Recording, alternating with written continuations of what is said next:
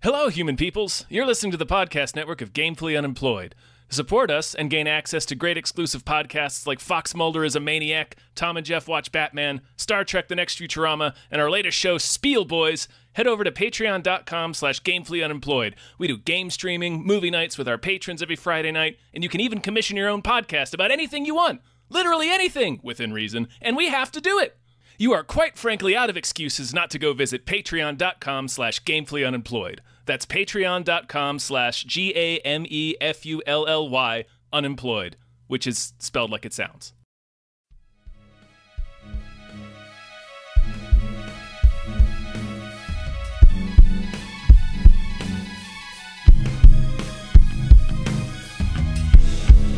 Halbkast mit Tom Reimann und David Bell.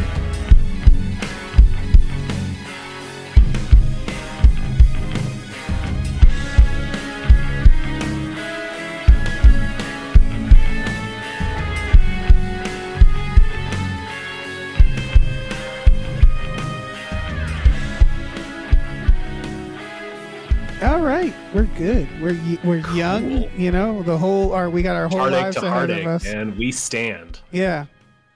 It's Love is a Battlefield. Hello, everyone. Hello. I had to say it. You had to finish it. I couldn't let it hang there. Welcome to STRIKEcast. STRIKEcast. It's The STRIKEcast. show that we have always done. Yeah. I'm your co-host, Tom Ryman. I'm the other one, David Bell. I'm TV's Seanbaby from the internet. Seanbaby. Hey. Illustrious guest. How are you? Hey. How are you, Jonathan? I'm great. That's good. Awesome. Little hungover. I did a podcast last night where I decided to get drunk because why not? People deserve In real the real time? honest me. I guess. Yeah, we didn't make a big deal out of it, but then by the time we were done, I looked down. I'm like, oh, I drank 9 beers this hour.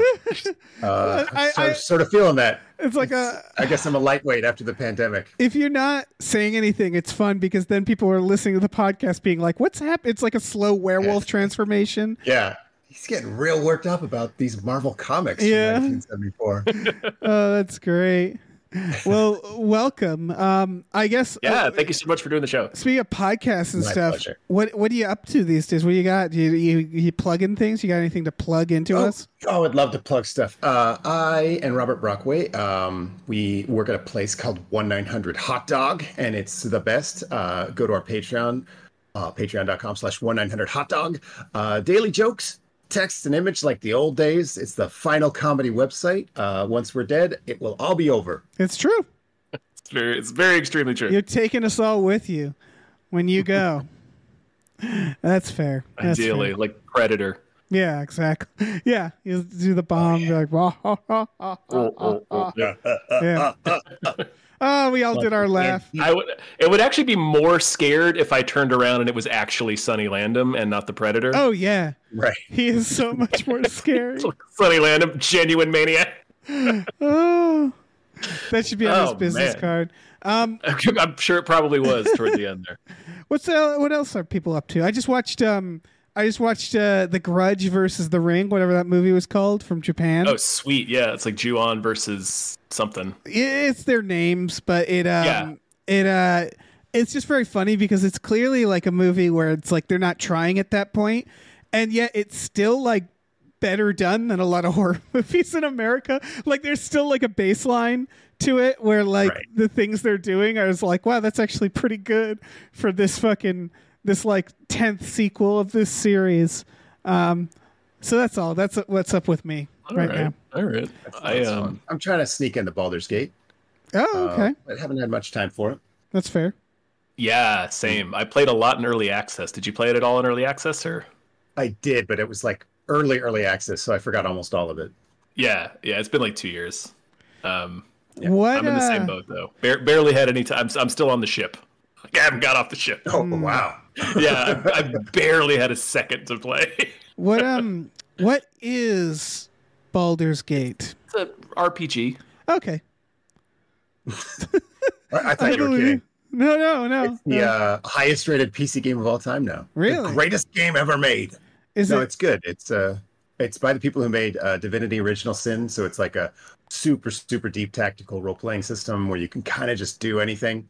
Yeah. Less so here because they're kind of confined by the Dungeons and Dragons rules, but you can more or less do anything. Like if you that's I cool. wonder if I could like take that barrel and drop it on a guy's head and then get him wet with liquor and then light him on fire. Yeah, I can do that.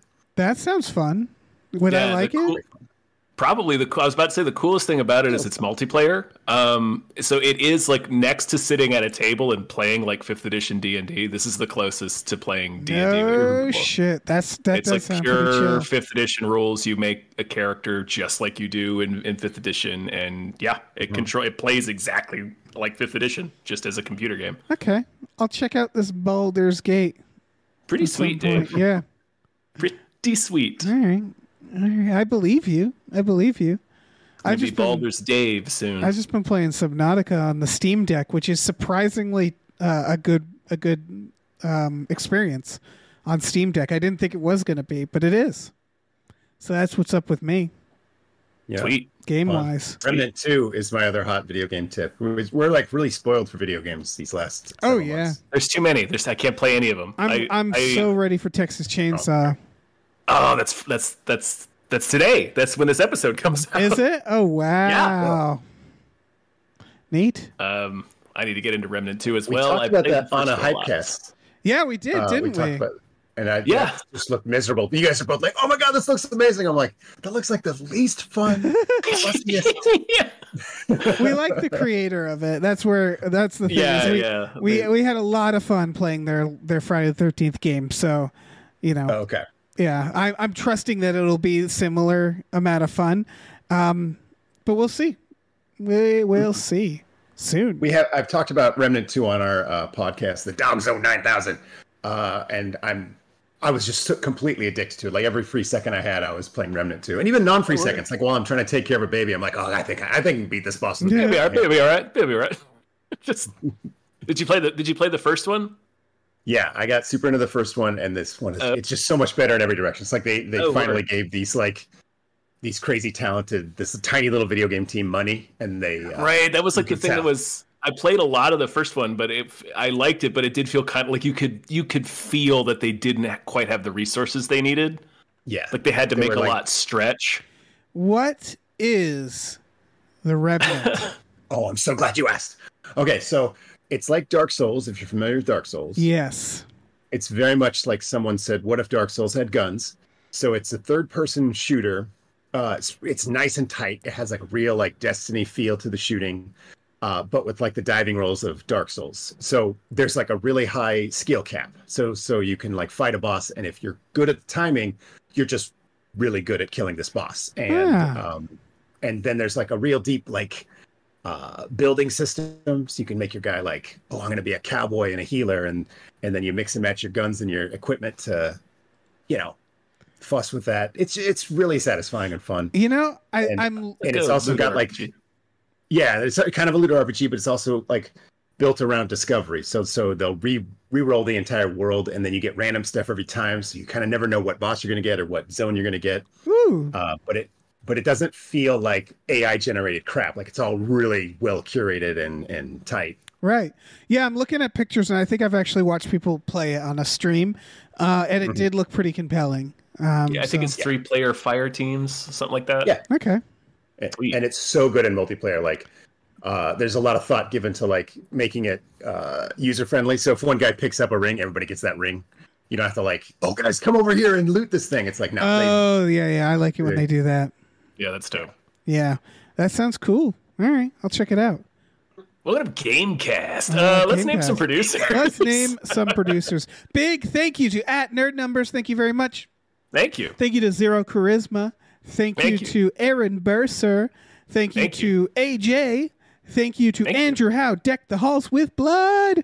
Thank you to Asking Seven. Thank you so much. Thank you to Bob Grenville. Thank you. Thank you to Bootler Boodleson. Thank you. Let me swoop in here. Thank you to Brian or Tom Knows. Thank you. Thank you to Brockway Loves the Meat Millie. Thank you. He does. Thank you to Burrito Wants You to Drink Water, Hit the Gym, and Do the Ska because he loves y'all. Ska. Thank you to Chester's Prophet. Thank you. Thank you to Christopher Robert Sparks Esquire. Thank you. Thank you to Dan Hackroyd. Thank you. Thank you to Davey the Ghost of East Las Vegas Francis. Ska as well. Pick it up pick it up. Yeah. And thank you to David Knife Boot Henson. Boot Henson. All right. Oh my goodness, we have a STRIKEcast. Are we taking next week off? I think we are. Unless you want to go it alone. No, I'm going on strike next week. Yep. So we're really feeling that STRIKEcast next week. But this week, we are doing. It doesn't feel fair to make them guess what we're doing. Right, because we forgot to tell them last time anyway. So let's just tell them. This is August of 1993. It is. These are the However, we had to eliminate some that we had covered for July because they roll over. You see. Things that were popular in Jurassic July. Park was still hanging around in August of 93. Yeah, so we're going to take a journey back in time to August of 1993 to see what's up. You know what we should do is 83 at some point, too. Oh, yeah, definitely. Yeah. Hell yeah. But our first trailer... 43. Yeah. Oh, yeah. Fuck it. Our first trailer is for Poetic Justice, a movie I didn't know existed. Really? For real? The Janet Jackson and Tupac. I'm Janet like, Jackson, the fuck Tupac am I seeing movie here? made by John Singleton. Yeah, this movie was huge. Yeah, no, Yeah, apparently. Oh, you know what? I'm looking at the poster. I've definitely seen this. I in bet the video, you saw the poster. Yeah, it was everywhere. Yeah, absolutely. Everybody knows John Singleton, of course, from Pee-wee's Playhouse. Yeah. He was a PA on that. But I mean, yeah. I was just watching the Larry Fishburne interview where he's talking about how they were both working on Pee-wee's Playhouse, and John Singleton was like, because Larry Fishburne was the cowboy. Yeah, he was. Yeah, and Cowboy Curtis, something like that. Yeah, that was right, Cowboy Curtis, and he's like, dude, I'm gonna write a movie for you, and he like made good on it, and he's the Boys in the Hood. I wrote this for you. That's and then they amazing. made it, and of course, it was a big hit. And that was brought to you by Pee-wee. Yep. R.I.P. And he would go on to make Too Fast, Too Furious. So there's that. Yeah, John Singleton, R.I.P. He passed away a few years ago anyway. Yeah. This looks good. Larry Fishburne's still alive. Still kicking. Oh, yeah. Beat the shit out of Hannibal in that TV show. It was great. Oh, did he? Yeah, they get into a huge fight. It's awesome. That sounds pretty awesome. And he killed at least one predator in Predators. Yeah, he did. He killed a few predators. Killed at least one predator. Yeah. This I forgot he was in that. Oh yeah. That movie's so good. He was, I assume, kind of love Predators. Yeah. Was that a like, because I feel like there's a few roles where it's like, if we can get Schwarzenegger for this, good. If not, we'll cram in someone else. I'm pretty sure I read that was supposed to be Schwarzenegger. Yeah, I assumed like they have these like placeholder roles where they're like, if Schwarzenegger will come, if not, we'll get Larry Fishburne. And honestly, just as good. Yeah, just as big a pop from me. Yeah, so this is about a bad mailman. Right, very bad mailman. It seemed like they were just taking that truck around. I was like, you're not delivering that mail. Might be, you don't know. Yeah. It seemed like the concept was that Janet Jackson was really good at poetry and Tupac was good at beats. And they came together and found love. And you're like, oh, cool, it's like going to be about Tupac rap songs, but then it's like a really like Michael Jackson-y Janet song that plays. And so I don't know, her poetry's her poetry's written by Maya Angelou, which I didn't know until I watched this trailer. Yeah, she's also Maya Angelou is also in this apparently. But oh, she is. Yeah, when they said poetry by Maya Angelou, and then her character is like, "I sent you poetry," I'm like, "That's not your poetry. They just told you stole it from Maya Angelou." Right. With permission, I guess. Yeah. I don't think I knew who Maya Angelou was in 1993. She's, a household name now, but I don't know. I don't know how that happened. I don't know, because I don't think I could name one of her poems. Right. I think, but if you said name a poet, I'd say Maya Angelou. Got it. Right. That's fucking. That's my one poet I know. This movie's out of control. I need to see it now. I know. I saw it like once on Showtime, but I can't because I've seen, my cousin was a huge Tupac fan. It remains a huge Tupac fan. So we would watch, we watched Gang Related. We tried to catch all the ones when they would come on Showtime, and I know I've seen this at least once, but I can't really remember anything about it. It sounds like that she goes on a road trip with Tupac from LA to Oakland in a mail truck, which I gotta say, what is that going to take? Like 4 days in a mail truck? Like that thing is not going more than 50 miles per hour. Yeah, it's that. Yeah. That honestly sounds like a nightmare. 38. Yeah. I don't think you'd want to go faster than that. Yeah. This seems like a good movie. I wish. So I'll just tell you right now. I don't remember like the first 3 movies we're gonna cover. So my take on them is like, this looks pretty good. This looks fine. Yeah. Sure. You don't. So you don't remember the next one? I've seen it, but I don't really remember it now. Okay. Yeah. But this one, I mean, I'm just kind of like, well, how did this pass me by? When I saw it. Yes, same. My brother and I watched this movie constantly. Poetic Justice? I've only seen it twice, but no, sorry, me and Tom are moving on to So I Married an Axe Murderer. Oh, okay. All right. I guess let's move on to So I Married an Axe Murderer. Yeah, this is from that era where like Mike Myers was like, oh yeah, you could fuck him, right? Like he's like a Gen C cool guy. They were like figuring out what he could do with his career. Like this, So I Married an Axe Murderer is about him being just about the most grounded person I think he's played in a movie, even though it's still a Mike Myers movie. So there's still moments that are over the top. But he's just like a dude that's in the dating scene in San Francisco. Yeah. He goes to like beat poetry bars. He's like cool, like early 90s cool. So we were really into poetry this year. These are the fuck years for Mike Myers. He's playing like a silly guy in the real world. So he's like trying to be funny, not like Wayne. But he does play his family, right? So he does do like... He plays his dad. He gets to fat bastard it up, which is like what he ultimately... what we used him for. Like, right? Like, him playing just a normal guy, I was just like, ew, I reject that. I reject that completely. Yeah. He didn't do it too... He didn't do it too many more times after this. No, he didn't. Like, I don't think he's done too many movies after this where he doesn't wear a lot of facial prosthetics. Yeah, and that's how we like it. I feel like he's not handsome enough for the vanity. Like when you could tell, like, oh, I'm trying to be like handsome and likable. You're like, boo. Right, exactly. It's kind of like, and I feel like this is maybe the most flash in the pan trend of any cultural trend. Like this whole like. White guy beat poetry in San Francisco. It's like, this is going to be dead next weekend. Yeah, that was a year. That was 93 to 94. Like, that was Counting Crows' first album, and then that was your window, man. Yeah. Never again. Yeah, this is like the grunge-ish era. It reminds me of also fucking like early Ben Stiller when he's like, yeah, I'm just like a comedy. I was cool just Gen X guy. And I'm like, no, you're not. Go fucking harass Happy Gilmore's mom. They all wanted to be so cool and fuckable. Yeah, and it's like you could be funny, but like I don't know about the cool and fuckable of it all. Yeah. I hate to spoil it. Is she an axe murderer? No. Oh, okay. Oh no, she's not. But they like really like slow walk it. Like there's many times in the show when she probably should have said, "Oh, here's what the deal is," but it like they got to the very end and she's like, "Oh no, I got like spoilers if you haven't seen this 30-year-old movie," but like she's like, "Oh, it's like." I got this friend and she murders everybody I date. It's her sister, Amanda Plummer. So, Dave, second you watched the movie and were introduced to her sister, Amanda Plummer, you probably would have said, well, she's the killer. Yeah, she did it as Amanda Plummer. They do vamp it up, though. They really, like, lean into her being like, are you sure you don't want this? And it's like the Cape Fear episode of The Simpsons where Homer comes around and he's like, Bart, you want to see my chainsaw and my hockey mask? Like they have Nancy Travis do that constantly in this movie. That's what it seemed like. I like I said, this is one that like I would see on like Comedy Central, you know, so I've seen the movie in like 15-minute increments over the course of 10 years. If that makes sense. So you know the poem, where he's like, a woman. Yes. Whoa. I remember that. Oh, man. I found that so obnoxious. Like, it looks in like the era when you were supposed to think it's okay, I was like, God damn it. How are we going to get through this era of Mike Myers? And then he did Austin Powers. We're like, okay, this is great. Yeah, and then he did Austin Powers again. We're like, no, you got to stop this. And then, God, the Love Guru. I'm glad you guys had to have seen the Pentaveret.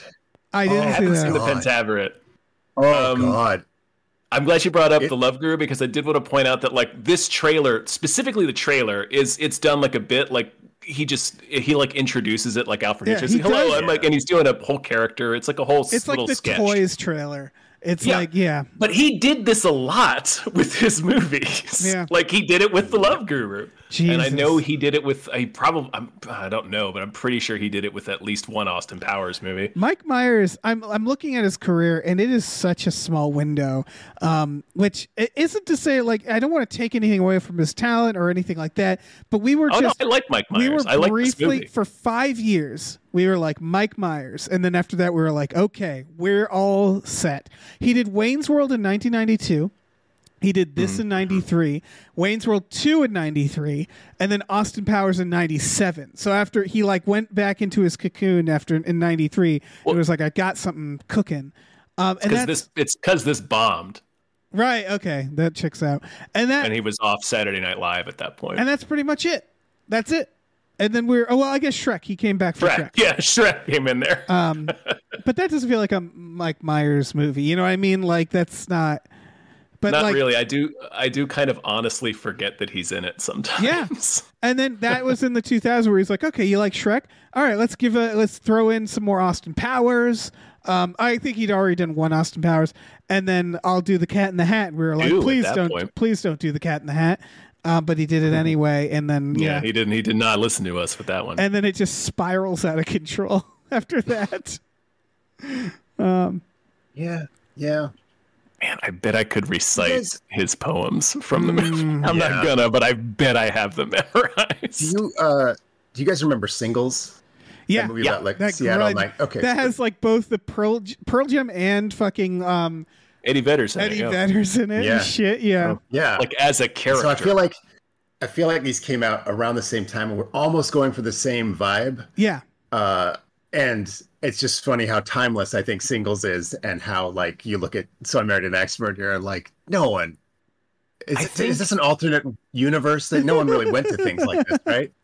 Yeah. I think Singles captured the broader movement. Like, Singles is much more a grunge movie, and this is like kind of like an offshoot. It's more like an alt comedy, but it's still like kind of related to grunge. It's got that coffee shop indie vibe. Yeah, but it was like, I guess it's sort of how grunge. Like when grunge happened, it sort of made everything else look lame. You're like, hey, I love the band Poison, right? And they're like, well, here's Nirvana. You're like, well, now I feel like an asshole for liking Poison. I guess. Poison. All right, yeah. Right. You guys hear this Vanilla Ice song, guys? It's a Nirvana time. You know, like as soon as you're in a room with a Nirvana guy, the Vanilla Ice guy's like, I feel silly. Everything we're doing is silly. I keep thinking High Fidelity is part of it. And High Fidelity is 2000. No, High it's Fidelity so is much later, but it feels like it shouldn't be. God damn, this era. When did The Truth About Cats and Dogs come out? Like 97. That feels like it's part of this, but maybe not. Chasing Amy is definitely part of that. Pop culture splintered real hard around this time, and like there were certain things you could like and not. You weren't allowed to like something else if you liked that one thing. And so I Married an Ex-Murderer fell on the wrong side of that. Yeah. Like it's some real. It's like so. I Married an Ex-Murderer fans on this side of the party, Singles fans on that side of the party, and there's definitely a cool side to that party. Yeah, Singles is definitely the better one, but it all feels like the height of like Gen X hubris. You know, like it's all just part of that. This was the Gen X flashpoint for sure. Yeah. And it was Truth About Cats and Dogs is 96. I was real close. You were close. It wasn't pretty. It wasn't the prettiest time. But it's fine.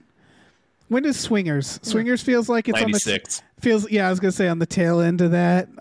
Yep. Yeah. That's for the sex pests. That's for like it is. This was the stuff it's for all the kids that grew up to be problematic. Right. This was the shit where it's like I was young enough that you'd think I'd look at this and go, this is so cool. And I remember not thinking it was very cool when it was happening. Yeah. Agreed. And then there was Boondock Saints for guys who would go on to choke their wives. Oh man, God. that is. I didn't see Boondock Saints until 10 years after it was a thing. I think I saw it at the right time. If you rent that movie, I think more than 3 times, the FBI puts you on a list immediately. Yeah. I want to walk back a little bit. But again, at the time, I remember thinking that movie was so cool, and now, like, I look at it, I'm like, oh yeah, oof. Fight Club, I think, holds up. People talk shit about Fight Club, but I think that's a pretty brilliant movie. I think Fight Club holds up. Yeah.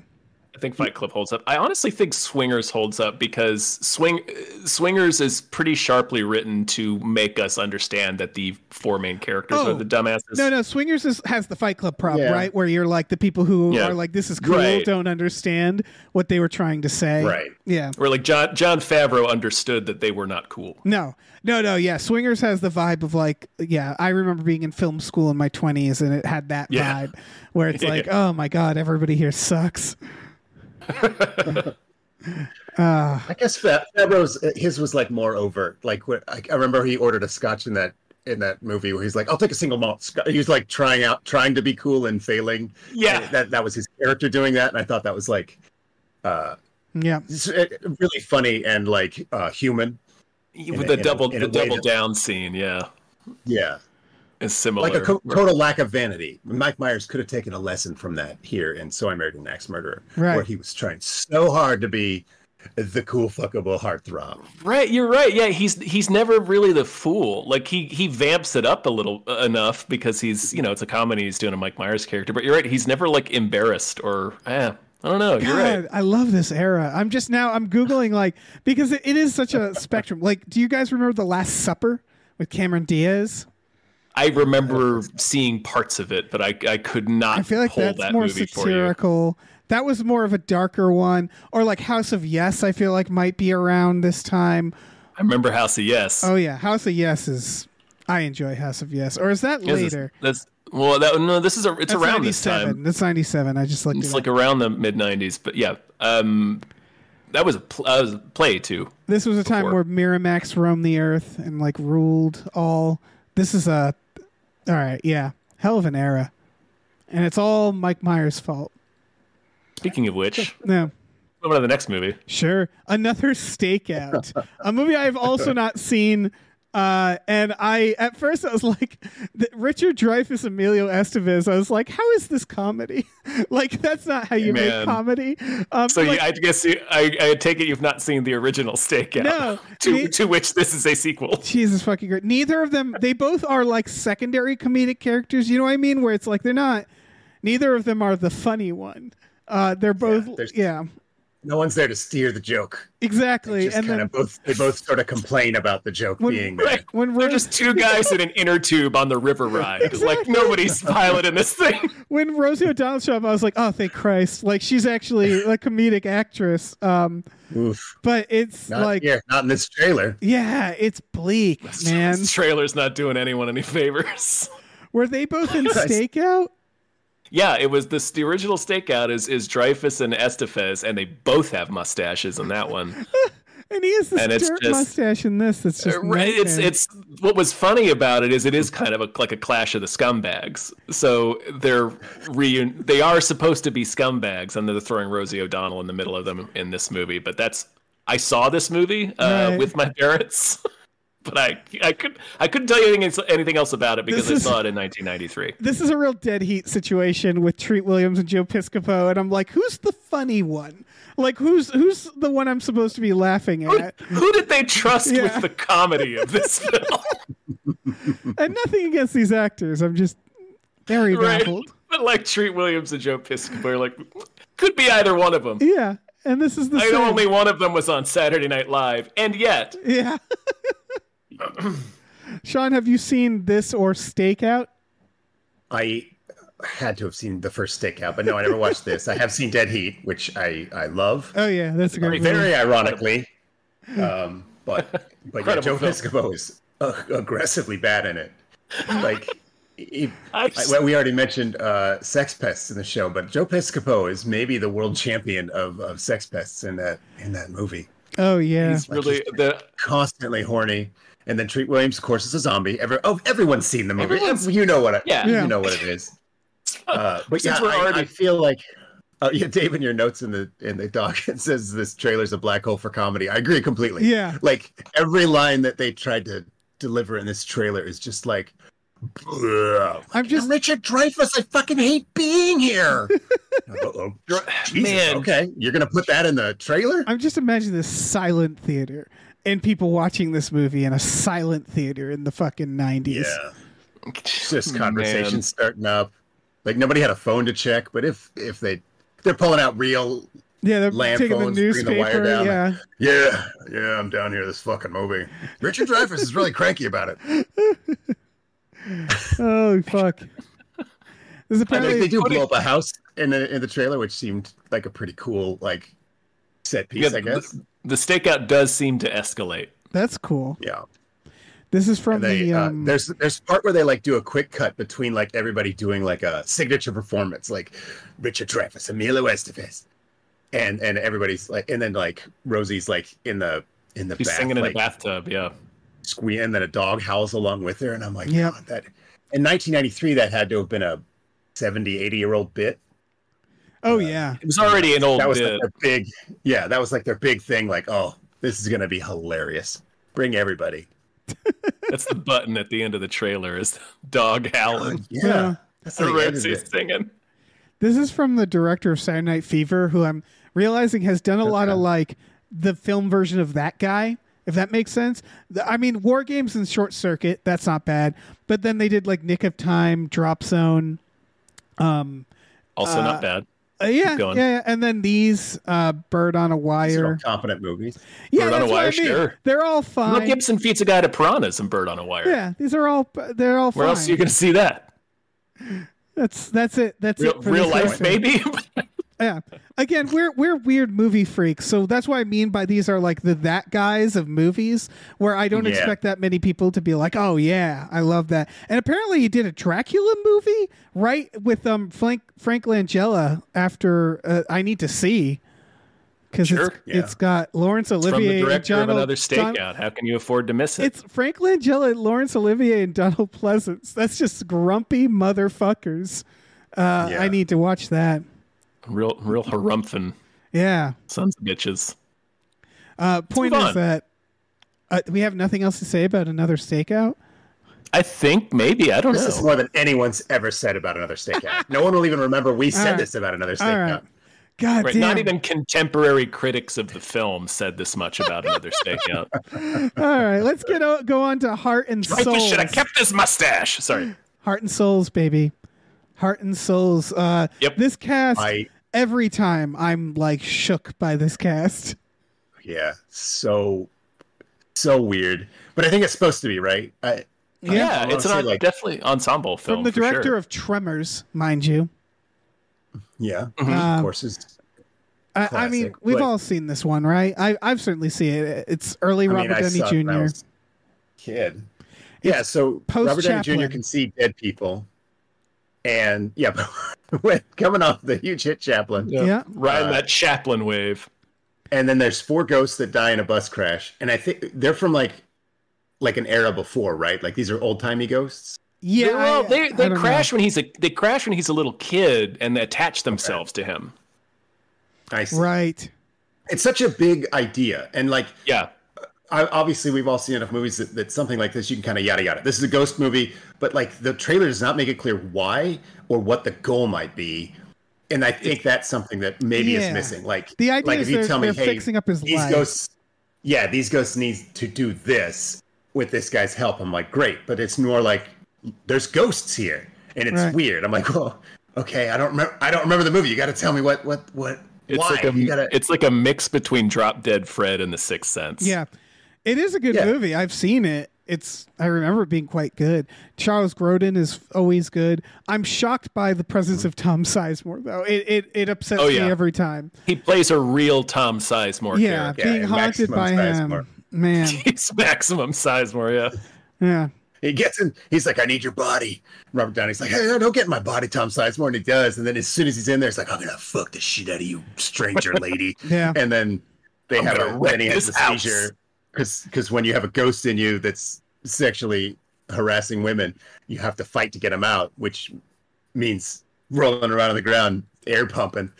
So it's very strange. I guess this was just sort of an era where It's from the you'd run up to strange ladies and be like, your life's in danger. And that was like a joke. It's from like the mannequin era of like comedy Yeah. / romance where they were just like railing cocaine and throwing out the first idea and then just making Yep. the movie based on that. Yeah. Just making a very sincere, high effort Yeah. attempt at it. It's also just weird to think about Robert Downey Jr.'s bold. career because, again, he had already like been nominated for an Academy Award for playing Chaplin. He had had he had had like a career before this, and then he would continue to have a career after this, and then he'd go away for a little bit. A little while. Yeah, a little while. And then he has a complete fucking new career. It's just weird. It's easy to forget he's in this movie. Like when I think about this movie, I think about Charles Grodin more than I think about anybody else. And Keira Sedgwick. Alfred Woodard? Oh yeah. But I think of all of them before I think about like Robert Downey Jr. in this is like a blank slate. Does that make sense? Where he's just like the guy the thing is happening to. He pretty much is. Yeah. Although it is a good performance in the movie. I do like this movie. It's not a bad movie. Right? Is it? I don't know if it is or not, but I like it. I'd say it's a bad trailer for a good movie if I had to guess just from the trailer and what you guys are saying. Sean, you haven't seen Heart and Souls? Like I said, I probably did, but it was 30 years ago. Yeah, that's fair. I didn't make much of an impression. You should watch it. You got to sit down. I don't really resonate with like we could tell you anything multiple about personality stuff. Like once an actor's like, "Oh, I'm going to play 5 different guys," I'm like, "All right, so this one's for your reel. I'm not. It's obviously for you, not me. Have fun." Right. I was just thinking we could tell you anything about it. You have no way of knowing if it's true. That's true. That's true. And I'll Charles try to Grodin believe eats you. so many ferrets in this film. Yeah. Swallows them whole. He has ferret eating face. Mm-hmm. Yeah. I could see has him the teeth eating for them. it. Yeah, he does have the teeth for it. His face really does look like the last thing a lot of ferrets see. Yeah. Should we move on? Yeah. Let's move on. Speaking of the afterlife, Jason Goes to Hell the final Friday. I got to point out something about this trailer.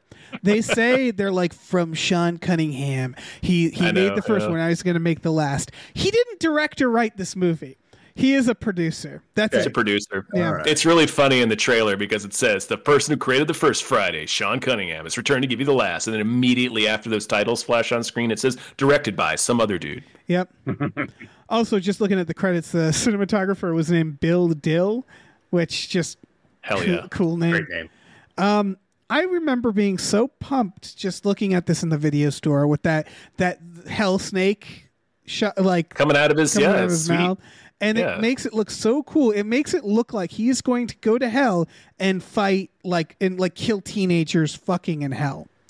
And that's not what happens at all. That'd be amazing. He's not. No, That's your expectations. Jason is not in this that much. He really isn't. Yeah. It's kind of a shame. Yeah, this was my least favorite movie for a long time. Yeah. It was a frequent watch on Showtime. But there is an unrated version that exists that was sort of hard to get a hold of for a while, but the recent Blu-ray releases from Scream Factory, I know, have them on there. So I've finally seen the unrated version, and it's a lot better. But it's still not a great movie. Yeah. It's like it still has the really weird decision of the fact that Jason's not in like 80% of it. Yeah, it's like the fifth one where you're like, well, this isn't what we want. It's like his spirit is possessing people. Well, that's not really what I want to see. Yeah, that's no fun. Well, this trailer there's really nothing about the movie in the trailer. It's all about like the icon of his mask. It's like, you know, like evil wears a lot of masks and has a lot of faces, and they like reword that several times. And then it's finally like, yeah, but like real evil only has the one mask. This one mask from Friday the 13th, which didn't even show up until the third movie.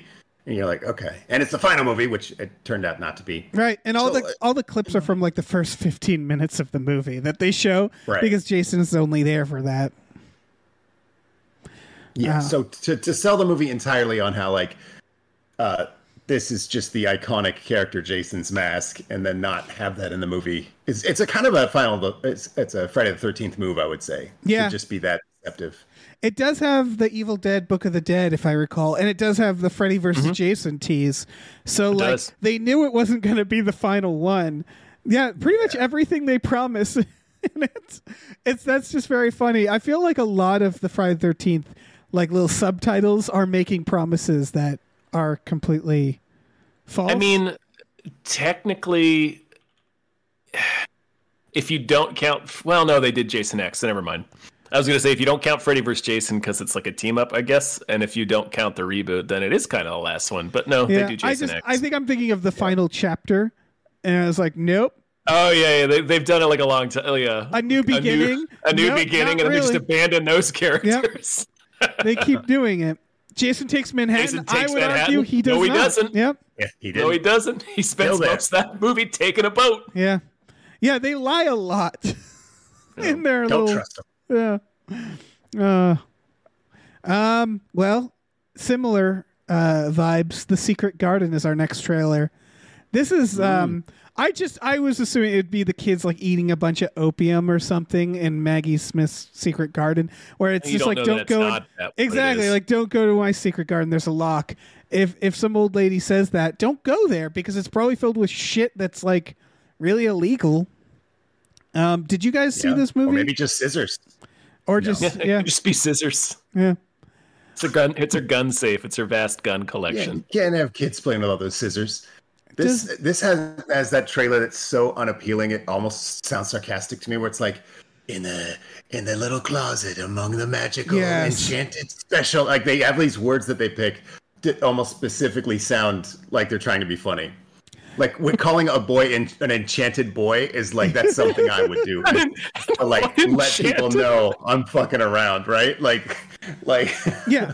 They also don't key us in as to why or how he's enchanted. He just seems to be hanging out. Yeah, you mean like he has a learning disability? Or is that like is that a euphemism for something? I don't know. It does feel like it feels like the trailer feels like something that would like go through a serial killer's head in the moment that they was executed or something. Like it just feels like a cursed fucking movie. These are some last moment images there for sure. I think I've seen this movie and I remember being like weird and dark, but I haven't seen it in a very long time. It's got the weird and dark vibes. I remember I've never read the book. I've always been aware of it. It seems like it's been around forever. I don't actually know when it was published. It's like a garden that makes you immortal, right? Is that right? I don't know, man. Because I had no idea what the book was about. I mean, they got to cure that sick kid in there, right?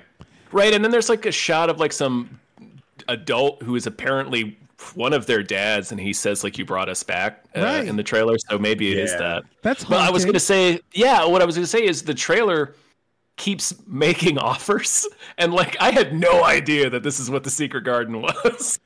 Like I thought it was just like.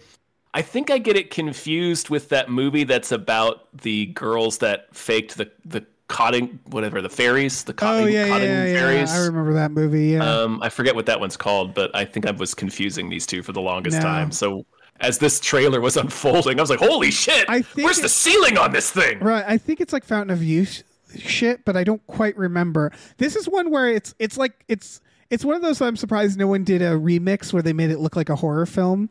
Because it definitely has those vibes, right? It kind of feels like The Hours a little bit, yeah.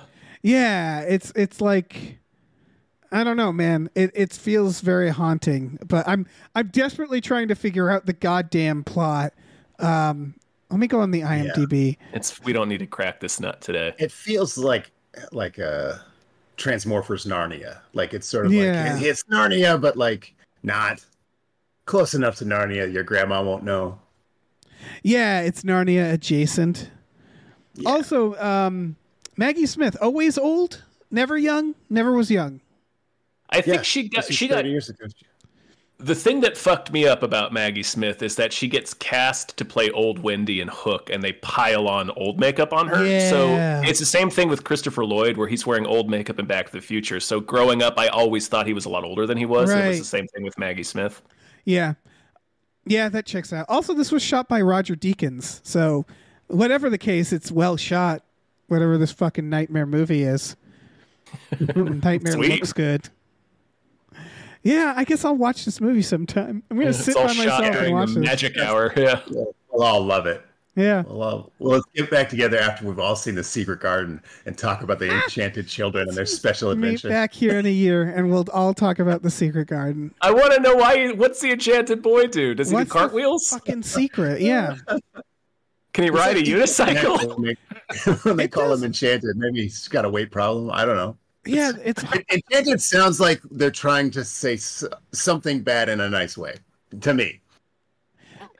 Like he's got a It week to does. live or something. If you call a boy enchanted, I'm like, oh, I understand. Again, it There's all something feels terribly wrong with it him. feels like So euphemism. something's wrong a with secret, his bones, right? He's got a skeleton affliction. a secret garden also sounds suspicious. It all sounds suspicious. Yep. Yeah, it all sounds like a VC Andrews book. And they show it in the trailer. There's like a hand coming out, like drawing them in. Like it really feels like a fucking horror movie. Yeah. Yeah. Right, I don't and like that hand.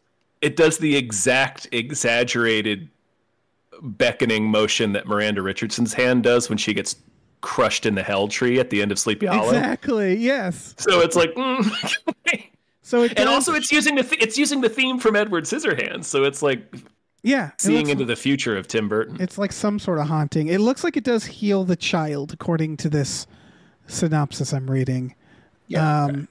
And yeah, I think it brings back the dead. think So that was it's a cursed garden. subtle Yeah. but clear in the trailer. Yeah. So it's a cursed garden. It's it helps you, but at a price, right? That's probably what. I hope they burn it at the end. Yeah. Yeah, they better. Raising the dead like that. Yeah. They probably like drop a Hitler finger in there and they like accidentally remake Hitler. Oh Like, yeah. oh, damn it. That'd be nice. Secret Garden made a Hitler. I love the term accidentally drop a Hitler finger in there because you I'm know. not sure what sequence of events that is.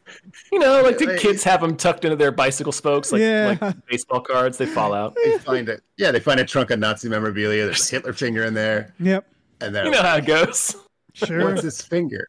Let's take it to the Secret Garden. Oh man. So Dave, it happens enchanted. really You easily. think this is a good idea? You're an enchanted boy. Oh, what a nightmare. You know what's not a nightmare?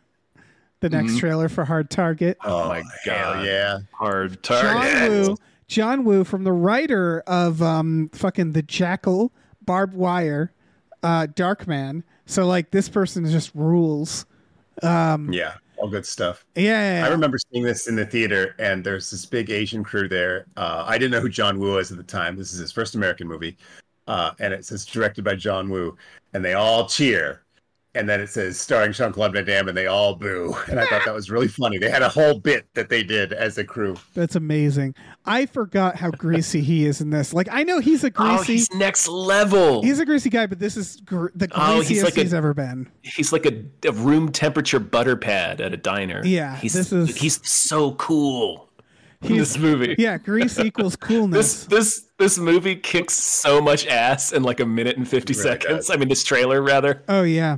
Well, they don't show This the movie Brimley holds up. shot, but yeah. Very well. Like this movie never stops being awesome and entertaining Yeah. and hilarious and crazy. It is I think awesome it's a from beginning to masterpiece. end. Like Yes. if someone didn't like Hard Target, I'd be like, get the fuck out of here. Oh yeah. I was Get the fuck out of my country. my mother took one. I How do you get Was the name gen- Chance? This is it.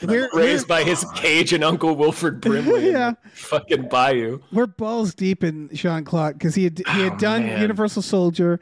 Then This is peak then Van he was- Damme. This he- is yeah, peak Van Damme. He was gonna do. He was about to do Time Cop and then Street Fighter. This is it. You know.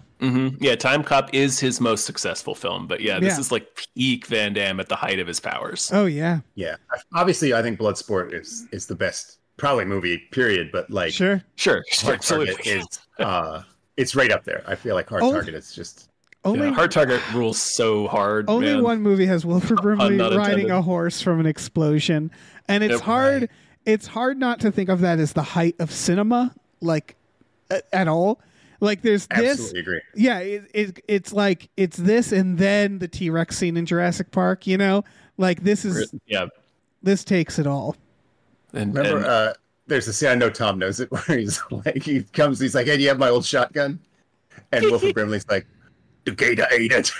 Like, what? Like there's gators just eating his guns? Eating his shotgun. No questions. No questions. Jean-Claude's like, yeah, I understand that happens out here a lot. it's an occupational hazard out here in the bayou. Gator ate it. Yeah, every time you buy a shotgun, you gotta buy like 5 of them because a gator's Yeah, gonna you eat at never least 3. Hard target. We need He to- also makes moonshine that'll make the jackrabbit slap the bear or whatever. Right. Yeah, Jackrabbit that's slap it. the bear, yeah. That's it. what a Each great. Monday after you for business or pleasure. I gotta. Yes, it's both. I feel like- just impenetrable accents. Yeah. It's like they're trying to out French chef each other, even though that's Van Damme's like authentic voice. And he's like a weird drifter in this, right? Is that the idea? Yeah. He's trying to get work on a boat when right. he's homeless when oh gosh, Yancey Butler meets him. But he's former Marine recon, so he's total badass. He like kicks a guy through the motorcycle helmet off of his motorcycle like that, like a speeding motorcycle. He'll kick the helmet on it. That's how hard he kicks. Just like his shin bones, impossible to break. Yep. He kicks 2 dudes in the face with a single kick. It's incredible. It's how it's during his introductory kicking scene. God, And I love since kicking it's people. in New Orleans, they have like a Mardi Gras graveyard where they have the final showdown. And Jean-Claude spends the whole time just fucking around, like setting up, like he'll like kick a gasoline can. This is in the trailer where he kicks the gasoline can and then shoots it with the shotgun. Yeah. He does the whole thing's like that. Like he's like, I got to kill every single one of these guys in an awesome way. And then he does. Yeah, that's the John Woo. I mean, this is like, man, action films were so awesome during this time. Yeah. I feel like And there's such a they were pragmatism awesome. to like the John Wick movies. Yeah. And then you go back to Hard Target and you're like, no, see, this guy really thought carefully about how to like put on a show with this guy's death. Whereas Keanu would just run a guy over. Yeah, I mean, John Wick has its charm, but it definitely feels like this style. Like, I feel like the last film that gave me this vibe was maybe The Transporter, where like Jason Statham is kind of also the kick man, and like when he like greases himself up in that one and like grease fights dudes, like that gave me hard Van Damme fucking vibes. Yeah. Yep. It's just so good, so hype. I gotta rewatch this film. They scratch different itches in my brain. Yes. John Wick and this style of action movie, but no, totally. Oh yeah, well John Wick, I'm like, that's impressive choreography. The Raid, I love that type of like this force of violence ripping through guys, but like Hard Target was from this era where there was just more theatrics to it in a way that was more operatic. The impressive was so beyond stupid that you knew it was supposed to be stupid. Right. The impressiveness isn't the physical feat; it's like whoever came up with it. You're just like, kudos to the jackass who thought this up. Right, like you can't just shoot the like it's in Last Boy Scout where they kick Milo into helicopter blades. Like it's like, they have to make a spectacle out of it. It's about absolutely. And Hard Target, the king of spectacle. What a film! Beautiful. Everybody clap. Yeah. Everybody at home clap. All right, Robin Hood Men in Tights. This movie, I remember being so excited for this movie when I was a kid. I remember being so fucking pumped. Men in Tights feels like I've noticed there's like with Mel Brooks people, like some people hate it, some people don't. I noticed that where there's kind of a line with this one. Mm-hmm. Yeah. I'm leaning hate, I guess, if I have to. I don't know. I was just the right age for it. I'm going with. I was going to actually kind of agree with Sean. I don't hate this movie, but I didn't think it was that funny when I saw it. Yeah, I do like it more now that I'm older. Weirdly, I guess I'm just more vibing with Mel Brooks the older I get. But like, I only liked like a couple of his movies when I was a kid. Like I liked Blazing Saddles and I liked Young Frankenstein. Yeah, I was going to say that's pretty much it. I was raised on Spaceballs, of course. Yeah, Spaceballs. yeah. I was raised on Blazing Saddles, and then Spaceballs was good. I never saw a few like Young Frankenstein. I didn't see till late. A High Anxiety I saw at the time, but I don't remember as well. And of course, Spaceballs. Yeah, I guess this is right before Dracula Den Loving It, isn't it? This is like which I also really hated. See, I really liked this one, and then Dracula I did not care for, but this to me was just as good as everything else. I don't know. See, the thing about Mel Brooks for me is, I guess I was kind of an outsider comedy snob around this time. So something like the Ben Stiller Show really resonated with me. But like Mel Brooks always felt too broad and so not subtle, but in a way where there wasn't like a second layer to it. So it's just like, here's like a big fart joke for your grandma. And I was like, I don't want to share a fart joke with my grandma. You know what I mean? Like, that's kind of the vibe I have with Mel Brooks. And so like he does these things that may or may not be like objectively fun, but it just feels like the target for it is such a normie that like I'm afraid I've got to try to be too cool for this. And I know that's where I was when Men in Tights came out. And like Tom says, as I get older, I like let go of some of that attitude. But I do feel like Mel Brooks has that big, broad, like vaudeville style comedy that like just it feels like my generation is just like, man, get this the fuck out of my face. Square ass nerd comedy shit. It's interesting. This dusty old comedy. He does, real quick to Sean's point, he does have a quote. I think it's Patton Oswalt called it out in his book, or I forget where there's a famous quote from Mel Brooks where he said, "Wit is shit, funny is money." That it's like completely what you were talking about. That's interesting, right? Or he goes for the big gag because that's the kind of comedy. He also and sometimes it hits and sometimes it doesn't. But like something like Men in Tights would have like a big showpiece of a joke, and so like if you think it's funny that like someone's rapping about Robin Hood, I mean, I think you're a fucking idiot. But like go ahead and do it, try it. But like that's 4 minutes of the movie. So when that doesn't land, you're like, well, now I have to sit through 4 minutes of a rap about Robin Hood that no one in their right mind should enjoy, and it just eats up too much movie. I don't mind something like if something has enough joke density, it's okay if there's a lot of misses. So like for example, Family Guy, I don't hate, even though there's a lot of bad jokes on Family Guy because they're doing enough jokes that some of them are good. And if you're a glass half full kind of guy, you're like, I'm having a nice time. Mm-hmm. Whereas Mel Brooks, you might be going 10 minutes of just groaners, just big theatrical groaners. It's interesting. Right. Like I never thought the dink dink chant in Spaceballs was funny, and that bit feels like it goes on for a long time. It goes on for a very long time. I feel like after Spaceballs, or is Spaceballs counts for this? Like a nice bridge over the River Kwai reference that lasts for 15 minutes. Yeah. So I feel like after Spaceballs, there was this like he started like I feel like Young Frankenstein, High Anxiety. Those are all like parodies, or Blazing Saddles is technically a parody, but they all kind of feel like their own movie, whereas Robin Hood Men in Tights does Blast You, where it like parodies it's a direct parody. Well, it also parodies like does Home Alone, like where it's like it feels like there's no joke. The Home Alone joke. There's no joke that isn't a parody. Does that make sense? Whereas Blazing Saddles, it's a general parody. Young Frankenstein, obviously a parody. High Anxiety, obviously a parody. But they feel like they have their own jokes in them. Whereas they're a little more satirical. Yeah. So I can see that. Again, I liked it up to Men in Tights, but I can see like that difference Men in that Tights happened. There's a gag at the end of this trailer where Carrie like looks directly into camera and he's like, unlike some Robin Hoods, I can do a British accent. And I guess that's a Kevin Costner. Like it is. But it's just like so fucking clumsy. Yeah.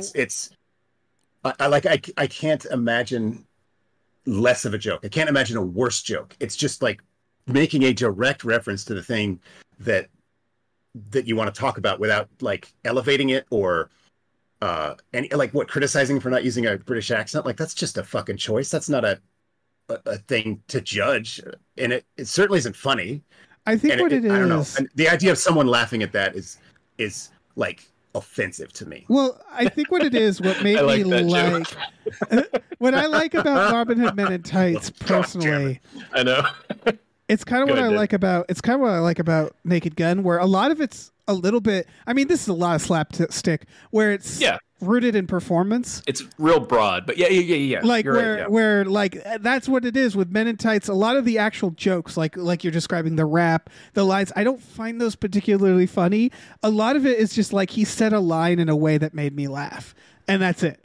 Okay. That's it. Where it's just like the performance made me laugh, and it's definitely like the escalation when Blinken is telling him how all of his family is dead. Yeah, exactly. Or the way his performance escalates with each bit of bad news is pretty funny. They do have the bit in the trailer, which doesn't really land in the trailer, where he does the duel and slaps him, and then he nails him with the knight armor. Like that was very funny to me, and it's just like it literally comes down to like the swiftness in which he picks it up and hits him, where it's like conceptually it's fine, but what makes me laugh is just the actual execution. They also cut it short a little bit in the trailer, but like what's really funny is that the sheriff is really struggling after he takes that hit. Yeah, exactly. So I don't know. It's. I can definitely see how this is on the other end of Mel Brooks, where people stopped. I did warm on this one the older I got. Like, I actually do like this one now, but I still hate Dracula Dead and Loving It. I mean, Dracula Dead and Loving It is not good, right? Nobody likes that one. The steak joke is good. I feel like the failure of that would make it like funny. That would add that layer that I need for a Mel Brooks joke. Yeah, I haven't watched it since I was a kid, but same. But it seemed like it was going to be amazing because it was Leslie Nielsen and Mel Brooks. Also it was during that period when Leslie Nielsen was cranking out a lot of turds with Pat Proft. Oh, okay. Who wrote on some of the original Zucker movies. I'm pretty sure he wrote Airplane. Oh, really? With the Zuckers, but he sort of took over. Like Pat Proft, I think, directed like Wrongfully Accused and like a lot of the crap Leslie Nielsen was making in the mid to late 90s. I went ahead and skipped all of those. I have not seen any of those. Yeah, Dead and Loving It came out in the middle of that, so it was kind of like a bad period for Brooks and a bad period for Leslie Nielsen. Yeah, so I guess so. The worst time for them to collaborate. Yeah, damn. Huh. You know what I gotta watch is Scary Movie 4. That's Zucker, right? And it's got Leslie Nielsen. Is that any good? I don't know. I forget. I would almost certainly use it as example of the Mel Brooks style of bad comedy. Yeah. You know what I mean? Like just all parody, but without like any substance or originality. Slapstick comedy, man. It was like a special thing in the 90s, and then I feel like is it gone? I'm trying to think of like modern slapstick that's like good. Jackass? Yeah, I guess Jackass. I guess it was, It was funny when it... I feel like the last one was Basketball. Basketball was a hell of a fucking team up. Yeah. That worked. Yeah, I agree. Basketball had some really good stuff. Yeah. Baseball's got some pretty funny jokes, yeah. It worked. That team up really worked, I thought. Anyway, should we talk about Rising Sun? Oh, boy. Oh, boy. Weeb Sean Connery. The weebiest Sean Connery. Oh, man. This is a pretty strong remake of Showdown in Little Tokyo, I think. I don't know I don't think I've seen this movie. And I'm like, why haven't I? This is a big oversight if I haven't seen this movie. I don't remember enough of Showdown in Little Tokyo. Oh, it was the exact same structure. It was like Dolph Lundgren and Brandon Lee, right? Yeah. Yeah, and Brandon Lee was like a tough cop, but had no idea what was going on with like this crazy Asian culture. Huh. There's a moment I really love in this trailer where Sean Connery's like, you gotta do everything exactly like this. I was gonna do the impression, but I'm gonna spare everyone that. But he's like, you gotta be so careful when you're interacting with all these Japanese people because you could ruin it. And then they cut to Harvey Keitel like just bulldozing some dude. You fucking asshole, get the fuck out of my way. I'm Harvey Keitel. I don't care about your Japanese culture. And it's like, wait, who cut this trailer? It was like specifically to make Sean Connery look stupid. Right. It was like a Chuck Jones joke. Yeah. Like they're like, don't move your arms. And it's showing Harvey Keitel moving his arms are all over the place like a Harvey Keitel character does. Screaming at a guy, like pointing his finger in this dude's face. As we're hearing this narration from Sean Connery. Right. It seems like it's going quite well. Like it seems like he's really handling the situation. He's talking about them like they're like zoo animals. Right, like they're aliens. Don't make any sudden movements. This just man full on exoticizing of oh yeah. I mean, this is adapted from a pretty gross Michael Crichton novel. If anyone I'm sure a lot of people listening are fans of Michael Crichton. Obviously he wrote Jurassic Park, but if you dug into his books at all after, falling in love with Jurassic Park like the rest of us did, you probably ran across the fact that he wasn't that great of a dude. And one of the things he was really bad about was he was legitimately terrified that Japan was going to take over America.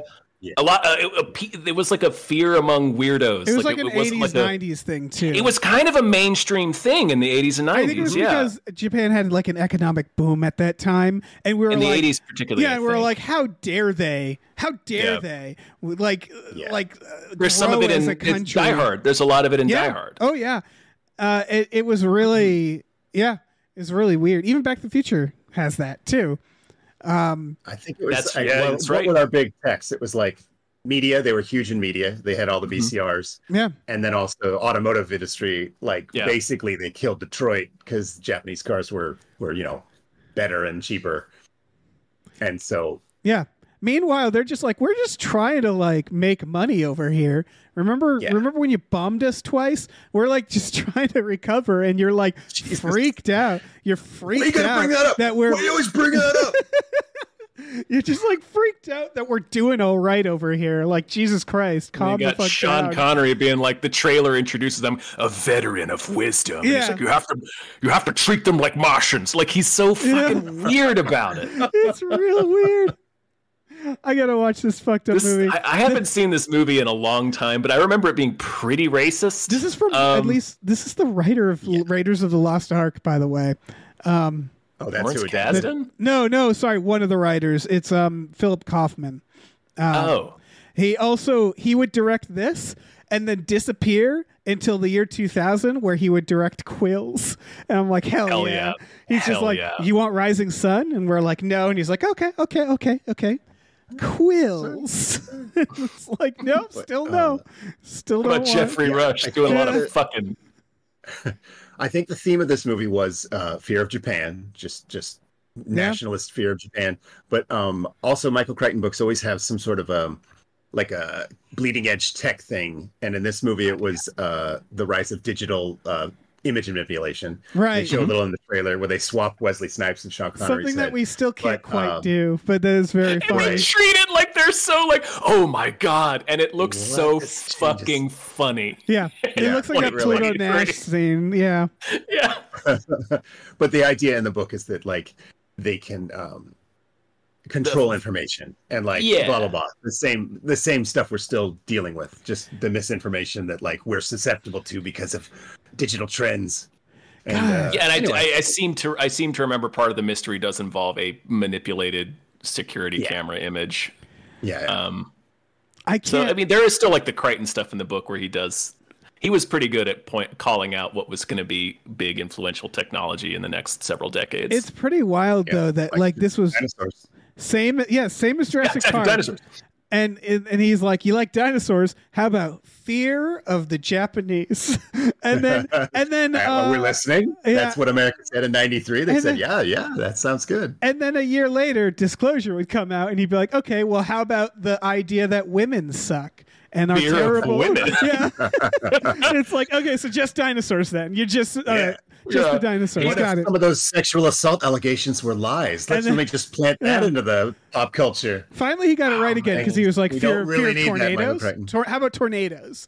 And we're like, yeah, we'll do tornadoes. That's fine. All right. And it's like, we're about fear of time travel. We're like, okay, Michael Crichton. And then he went back to weird shit. Yeah.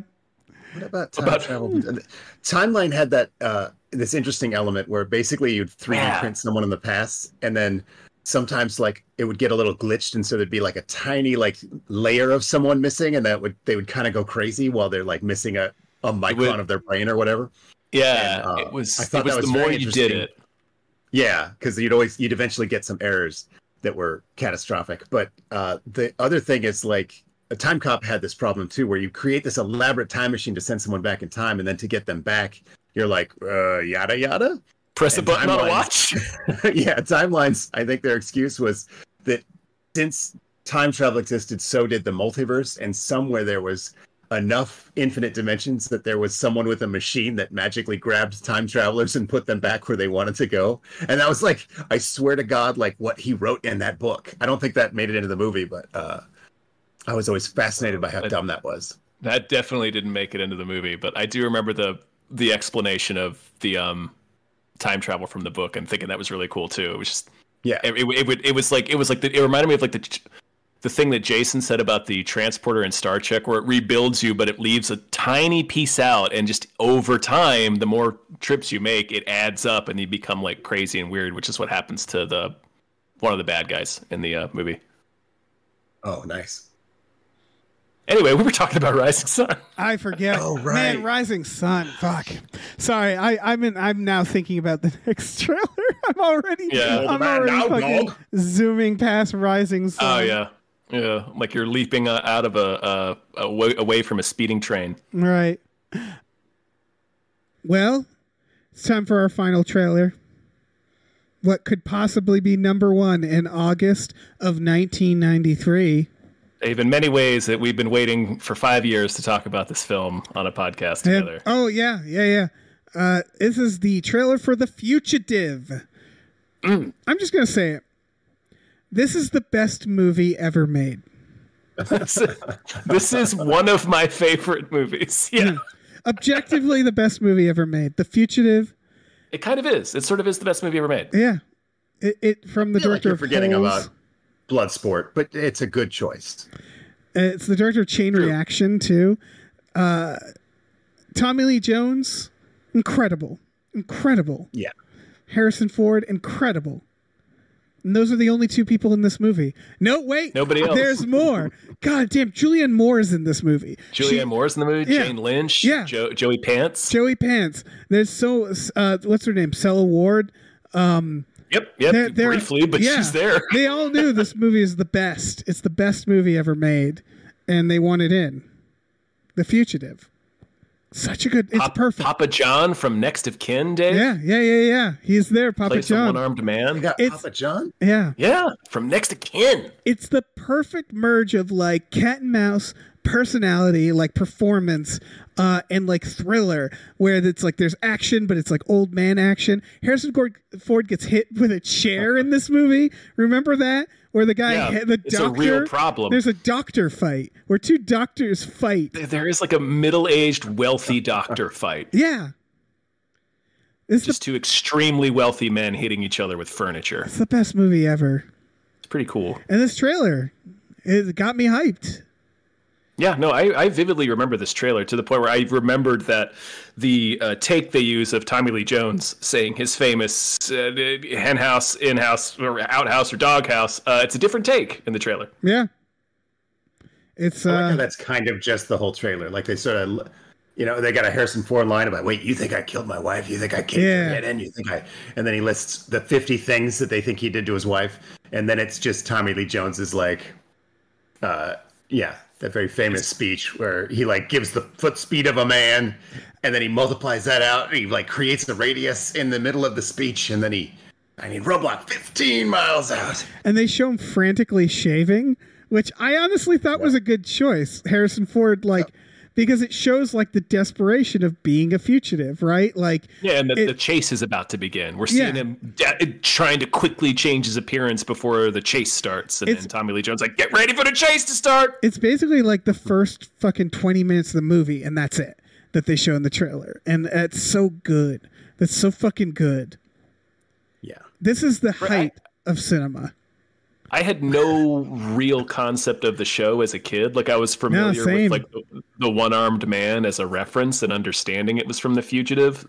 But like watching this movie, I didn't have like any preconception of what this show or story was. So yeah, I don't know. Great movie.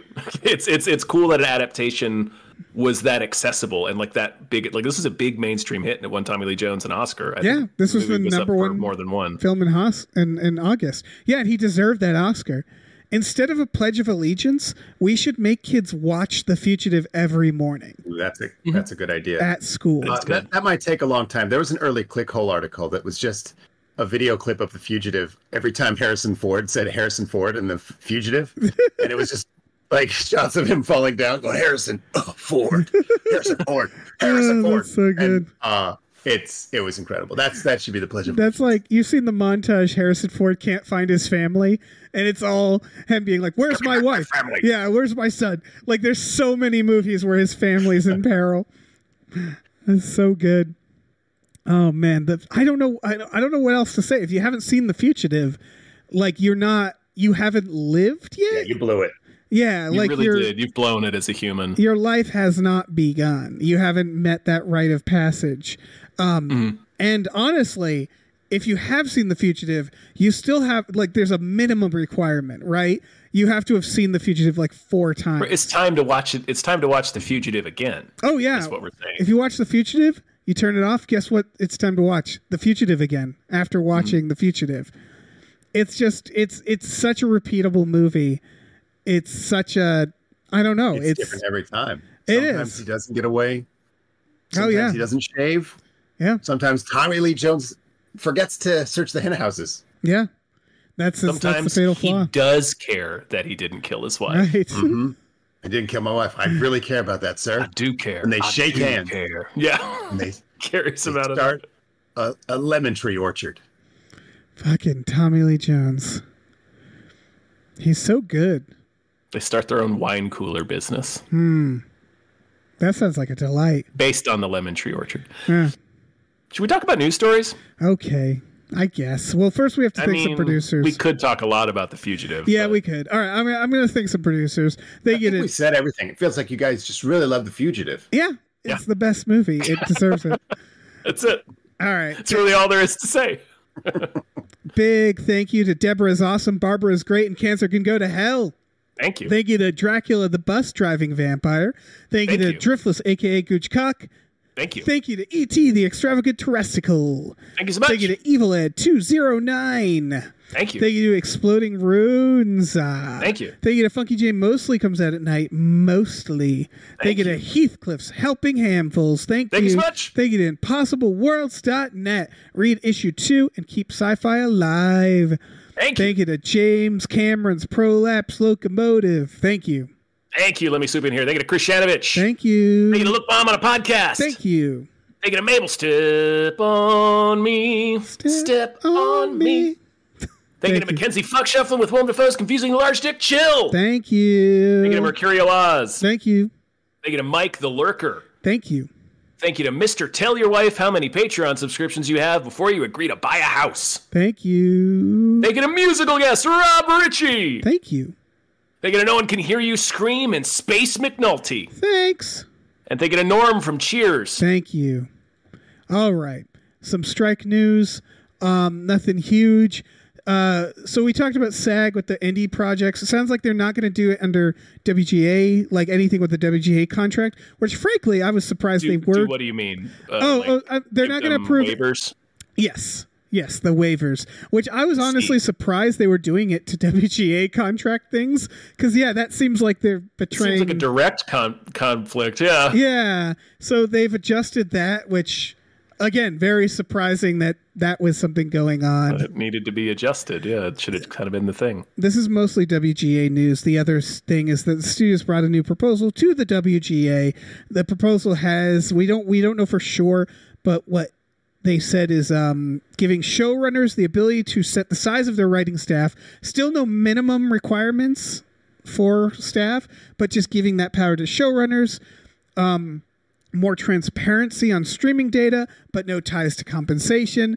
And then tighter regulations around AI, but not much in terms of clarity there. What exactly that means. Yeah, needless to say, this all ended with mixed results. It sounds like they're trying to give these like weak concessions, it sounds like, without actually addressing the issues.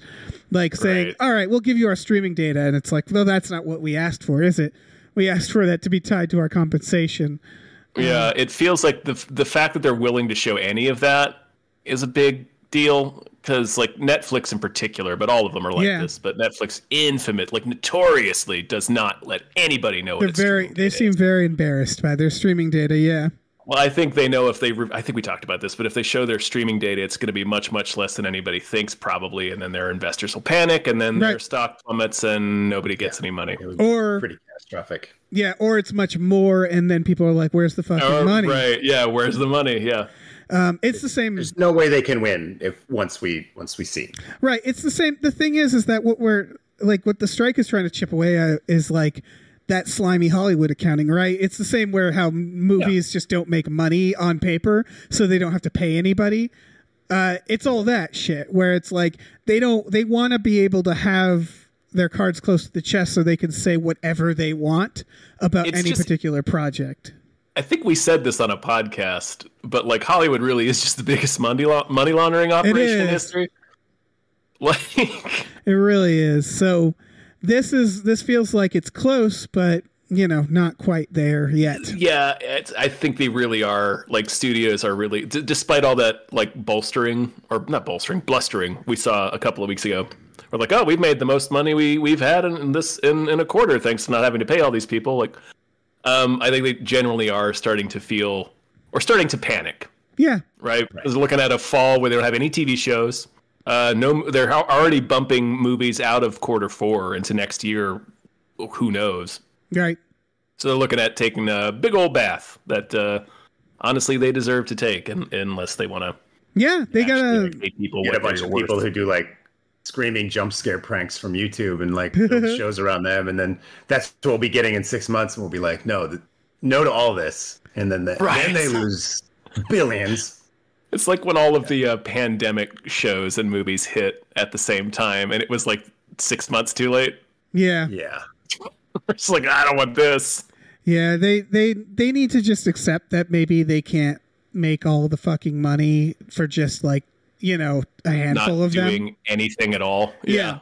Like they need to accept that maybe you don't the salary of a CEO maybe shouldn't be like, right, maybe a single human shouldn't get paid $60 million a year. Yeah, exactly. They should make a rule so that if like you're in charge of a place, you can't just say, what if all the money goes to me? Like you shouldn't.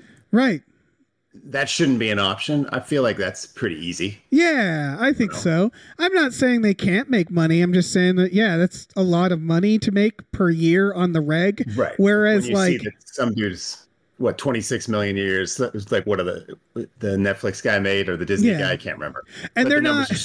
Like Iger and Zaslav, I think both made in the hundreds of millions. Right, and for the most part, they aren't making their sweet deals. Yeah, and they're not making like good decisions. That's the thing. Like Margot Robbie is making $50 million for Barbie, but that's one movie, and she carries the movie. You know what I mean? Where it's like Zaslav making that's an example of her getting points on the back end. That's an example of her it working. Earning money based on the fact that the movie has made over $1 billion. That they couldn't deny the fact that it made that much money. Yeah. You can't take a Margot Robbie and replace her with someone else. And if you did, the movie would make less money. And I feel like most people understand this. Whereas I feel like here's a situation where there should be more competition. Being like a Netflix executive, I feel like most people could be good at that job. Oh yeah, and there's just no one trying. There's like there's no group of people who are like, here's my ideas. Are they better than that guy's? If they are, I should have that job. But there's just like, no, it's just that one guy desperately trying to make sure no one else can ever get his job. Oh yeah, and that kind of trickles down to all producers, and that's the middle management of it all. I've been on, I've made several shows, and I always felt like that's the energy I got from people saying yes and no to things. Was like, oh God, you seem, there's panic in your eyes. You know that any minute you're going to lose your job. Oh yeah. And and like all you're trying to do is prevent that. And I feel like if there was a system in place where good people got jobs and could keep them if they made good decisions, I feel like that's I don't know. Can we fix that? Maybe we can't fix that. I don't know, but you're right. Like, what job AI could do? The job of David Zaslav. Like, that's the thing. AI could probably... a robot would be better at that. Yeah. In bad ways. I think the incentives are to make money, and I think the robot would be best at that. If you look at YouTube, you can see... we just did a podcast on this thing called Troom Troom, where... it's like these Ukrainians who are clearly following the algorithm and what it tells them to do, and they get like 18 million views on these terrible, stupid videos. But that's if your goal is to get views, that's what they're doing, and that's what the robot is helping them do. And I feel like if that's your incentive is to just get views, then an AI will be 100% better than these overpaid executives. Oh yeah. But I would argue that maybe views isn't the metric by which we should judge everything. Right. Yeah. And having someone with a good judgment on what art subjectively is good and what would be good for people to see and what would be fun for people to see, it's very, very different from what could get the most people looking at it. Right. Or someone who just trusts the people under them to figure that out. Right. Like, sure. Like if they're, like it's such a big, like, undertaking to do a whole studio like that. Like there's got to be some, I don't know, there's got to be like other people under Zaslav who are looking and going like, this is good, this is bad, but like they have to be doing a good job. Like you said, the middle management is really a big issue as well. But yeah, I don't know. it's in terms of this, it's clearly not enough. They are getting desperate. It definitely from these concessions, but they're not giving the goods away, right? They're not doing their thing. They're gonna give as little as possible. Yeah, they're gonna inch toward agreement until they get the first acceptance. Yeah. This is for as minimum as they can give up. Yeah, this is close in that giving showrunners the ability to set the size of their writing staff. That's not setting a minimum, but that is showrunners tend to be people who want to have a lot of writers, who want to, give that job out. They're not the money person, so they would be let's have a big writing staff. I do know some, Disney in particular, has been really weird about that title specifically. Showrunner. Oh yeah, showrunner. The title showrunner has kind of been eliminated. One of the things that one of the problems right now is there's a lack of showrunners, and one of the things that the WGA wants is the ability to this is part of the idea of having large writing, right? The mentorships, because that's one of the things that's missing now, because they don't want to pay people to sit and learn these things. And so we're seeing a problem where people don't understand what it is to be a showrunner. A lot of the time it's not even that creative. A lot of the times it's management. It's figuring out the logistics of everything, but of course it is also creative depending on the show and the system. But it's definitely a big problem with TV right now, is a lack of showrunners and a lack of cohesion there. I mean, that's kind of what happened with Game of Thrones and stuff like that. Yeah, they don't want to pay writers to be on the set, which used to be a very important thing, to have the writer there in case, obviously, that's what it is, changes or whatever. Yeah, and now it's we don't need, the script's already done. We'll just make you. And you can find lots of articles and Twitter threads on why that's not as good, why that actually ends up costing you in the long run. But we don't need to get into all of it. Yeah, but it is all of that. It's all the short-sighted, nickel and dime type of stuff that makes the art worse and will make the industry worse, and will eventually make them probably lose more money than they would have if they just paid the people. That's what it is. Also, it's just shutting off. It's completely closing a door that used to be open for people to have a career path in the industry. If you want to be a writer in Hollywood, what's your ultimate goal? Well, to write screenplays or be a showrunner, right? Or be an EP on a show or something, right? That's kind of what you work up to. That's a lot of what Hollywood used to be, right? It's the idea of the whole door is just shut now, pretty much. Yeah, you show up on set, you get a job in a department, you slowly learn. Editors, you work your way up. Editors would usually become directors, and writers on sets would become showrunners. It's kind of imagine if if med school and stuff was no, you don't get to intern at an none of that. You just intern, right? Yeah. You just go right into the job, and then why are ERs falling apart? It's because no one knows what they're fucking doing because they didn't get a chance. In that analogy, Dave, it would be you can't do internships, and also the people they're hiring as doctors didn't go to medical school. Right. Yes. That is what it's like. So yeah, or they're just hiring the same 3 doctors. Anyway, it's more the thing where it's do you want things to be better, like movies and shows? This is how.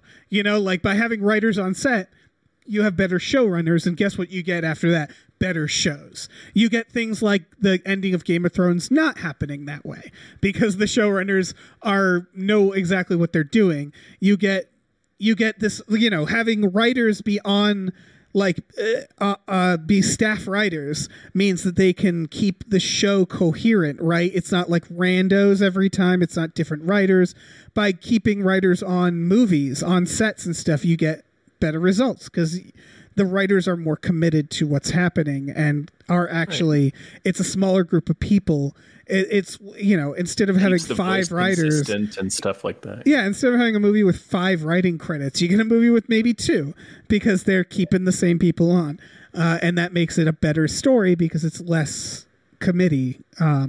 If you look at it like this, say you're an executive at Netflix and you're I can spend my day making sure all these shows are good and making sure that we're putting out quality product, or you could maneuver to buy Paramount, and if you do that you get $300 million, and so here's this thing where you get $0 versus the thing where you get $300 million. And so you're like, okay, well, I'm going to go do that second thing. And that's your whole day now. It's just trying to get that to happen. And then maybe you're probably forgetting to be good at the other job, if that even required anyone to do anything. You're kind of, I don't know. No, that's it. That's my point. It's just like, all the money. It's hard to blame these guys for these insane amounts of money they get if they do this stuff that just makes the world worse. But I can still blame them. Maybe here's an idea: after you make more than $5 million a year, we'll move that line to wherever it needs to be. Everyone else is allowed to hunt you, hard target style. Okay. And you can invest that overlap of money into like getting yourself Lance Henriksen to defend yourself against all the people hunting you. I'm just saying that could be fun. That would be fun. So if you're like an out of work screenwriter, you could hunt the guy who caused that to happen. Yeah. And that's your new hobby. That's your new job. I feel like they can like donate the money to offset it like that. You know, they have to have made that money and have to keep that money. And like you're saying, they can pay whatever amount of money to like help protect. They could probably pay people off not to hunt them too. I'll accept that. There's a lot of creative things you could do with that system, and it would be a good system. Millions get below that threshold, and you're like, I don't have it. The money's not here. I don't know. There's a lot of ways. I think we might have just invented the purge. It's a reverse purge. Reverse purge. A reverse purge. Yeah. Sounds good. Good plan. Yeah, I'll allow it. All right, we solved the strike. Should we move on? Yeah. Okay. Good. Yeah. We should probably move on. All right. You're welcome. More thank yous. Thank you to Pete for Pagel. Thank you very much. Thank you. Thank you to Numinal Ultra Microscopic Silicol Volcano Coniosis Anti-Disestablishmentarianism Jones. Thank you. Thank you. Thank you to pre-order TikTok superstar Jason Pargin's new book, Zoe is Too Drunk for This Dystopia. Pre-orders are super important. Thank you. Thank you to Rev MD. Thank you. Thank you to Ricky Cilantro. Thank you. Thank you so much. Thank you to Rosemary's Baby from Eraserhead. Thank you. Thank you to Screaming Horse Pyramid. Thank you. You don't do that with horses. Thank you to Sorry Cop, world's most laughable centrist. Thank you. Thank you. Thank you to Steven. Thank you to the conveniently placed self-destruct button on the top of every baby's head. Thank you. Thank you. Thank you to the Midnight Patron. What patrons at midnight? Thank you. Yeah, maybe, let me swoop in here. Thank you to the Oatmeal Savage. Thank you to the producer formerly known as the Ghost of Dave Thomas. Thank you. Thank you to the 2B Terror Bunny says, support workers, egg David Zaslav. And how? We don't officially endorse that. Thank you to the 7B. Thank you. Thank you to Tiger Doors Pratt Thompson. Raindrops keep falling on my head. Thank you. Thank you to Tip Drizzle. Tip. Thank you to Tux. Tux. Thank you to Vincent with a Y. Thank you. Thank you to Why Don't You Take a Flying Fuck at the Moon? Thank you. Thank you to Your Mom. Thank you. And thank you to Zzz, because Pie Guy liked being last. Thank you very much. Sorry, I threw that caveat in that one name just because David Zaslav seems like a litigious guy. And I don't want to encourage anyone to throw stuff at him. That's fair. Well, we're not doing it. They are. That's true. That's true. Yeah. Make up your own minds, you free thinkers. Trump defense. Dave. Yeah. It was a perfect shout out. Yeah. A perfect thank you. In many ways, it truly was the finest we've done yet. Dave, as we come to the end of things, we come to the end of August of 1993. Yes. I do wonder if perhaps you might be able to reach across the oceans of time and give us a movie that deserves more hype here in 2023. Wow, I can reach across the oceans of time too. Are you some sort of enchanted boy? I am. I really am. Fuck me, folks. This is called The Origin. There's no trailer out. There's a clip. It's going to come out fall or winter of 2023. It's weird there's no trailer because this is hitting festivals. So I don't fucking know. It's at like the London Film Festival. This is kind of neat.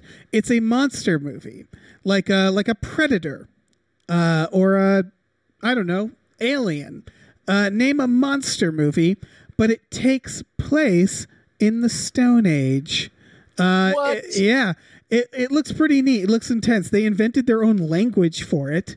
They had, I know, right? They had a linguist work on it. They had an archaeologist work on it. So like, apparently they like made it as accurate as they can, which I got to tell you, we wouldn't know. We wouldn't know if you didn't. You could say, you could just make up words. You didn't have to do that. Right. But it's a survival time. Yeah. But I'm glad that the linguist found work. You know, that guy is a linguist. He's like, I never really get to do a lot of linguists stuff. Yeah, exactly. And I called him like, can you invent a language? He's like, oh my God, I'm specifically trained for that. And it's never come up before. Yeah. This is, I do think that's kind of cool though. It is cool. It's cool. Like, I don't know. This is survival horror. So it's like a group of early humans and they're struggling and they're starving. And then they, start getting hunted and they blame a woman for being on her period, and so there's like that dynamic. It was compared to Prey a little, where there's like some misogyny, which, you know, shocking for cave people to have some of that. They are cave persons. Yeah. And so like there's this tribal aspect and then this fear among them, and it sounds very fucking intense based on that setting. And the clip looks good. It's a good looking clip, you know. I like the snatch in it, the creature grabbing that guy in the darkness. Mm-hmm. So yeah, that's this, The Origin. I love the anti-wokeness. I like that it hates women. Mm-hmm. Yeah. What if that's what they set out to make an anti-woke movie? Woke cavemen. You can't set that today. They're like, oh, we'll make them cavemen. They're like, yeah, brilliant. Anti-woke cavemen. No, the reviews are comparing instantly it to on Ben Shapiro's fucking network. The reviews compared to Alien, Predator, Blair Witch Project, and The Ritual, which are all a very good lineup. Sweet. Yeah. Uh-huh, uh-huh. What do you guys think? It looks cool. The clip was like very intense. Like his son gets snatched, and he's like, "I'm gonna go get my kid from the monster." And they're like, "No, if you leave, we're all gonna die." And he has to deal with that emotionally. And I was like, "God, that's yeah, really intense." It's a lot. It's a lot to take in. Like, very, very well made. Very good acting. It works. This whatever made up language they made up works. Yeah. Again, I feel like it really did. Might worked better if he was just talking English, but that's fine. That's fine. It was neat because it's a made up language with subtitles, obviously subtitles. And I watched the clip without knowing that. And I was like, what fucking language is that? I did the same thing. Yeah, and it sounds like a language. So like, yeah. It's. So I wonder if the linguist, like, I'm sure I could read and find this out, but I wonder if they were inspired by actual old langues from the area that they knew. I like to think that they locked him in a room with cocaine. Or if it's just like fucking Klingon and it's just like whatever. If it was Klingon, that would be amazing. Right? Like after his son gets snatched, the dude's like, comply! Yeah. Yeah, if it was Klingon, it would be amazing, and also I would have immediately figured that one out. Yeah. Oh fuck. Yeah, check out the clip. The trailer will sure be out at some point. I think this is gonna blow up soon. Because I think it does look good and it's a cool idea. Yeah, I have a feeling this is about to like get bigger. But yeah, check it out. The Origin. Not Origin. The Origin. The Origin. Yeah, because there's other movies with similar titles. It was hard to, like, I was having trouble getting you linked to a Bloody Disgusting link, but I was having trouble getting it to load. So I tried to search for it on YouTube. It was kind of hard to find the clip. So yeah, it's like exclusive. That you can't get, like, whenever I tried to get the YouTube clip, it was like blocked in our it's region blocked. Or something. Yeah. I think I don't know. It's fucked up. It's whack. It's whack ass. The Origin, everybody. Check it out. Cavemen hunting monsters. Seems fun. All right. Well, guys, I think we've done it. That's a so. Woo! We have successfully struck and cast. Yeah, we have. Congratulations to all of us. Yes, Sean, thank you. Incrementally more powerful. Yes, thank you, Sean. It's always nice talking to you guys. Do you want to... Thanks for having me. Of course, read 1-900 Hot Dog. Okay, I will.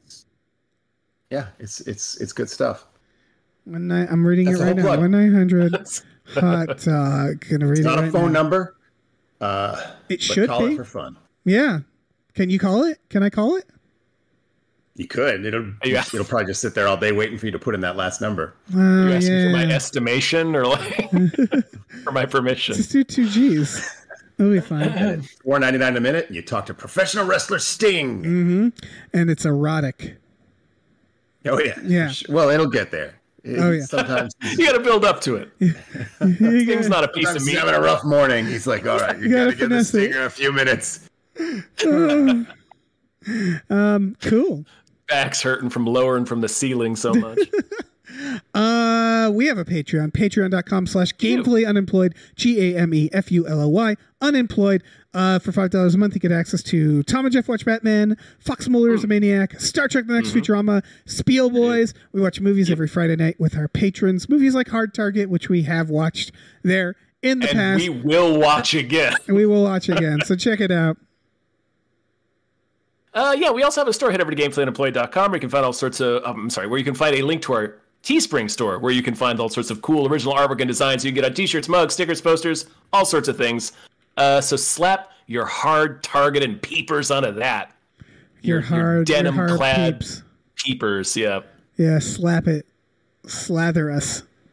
Your mulleted peepers. Yeah. Right. Now we're just mumbling. Yeah. All right, say goodbye. Bye, The Fugitive. Best movie. Bye, buddy.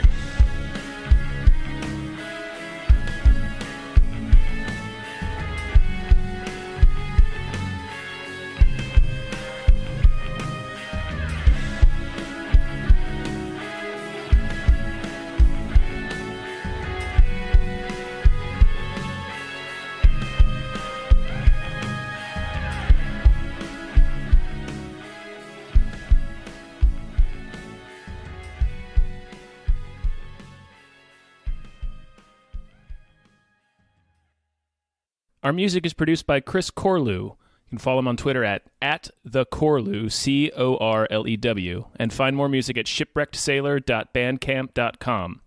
Our channel artwork is produced by Michael Vincent Bramley. You can find more of his artwork at instagram.com/mvbramleyart.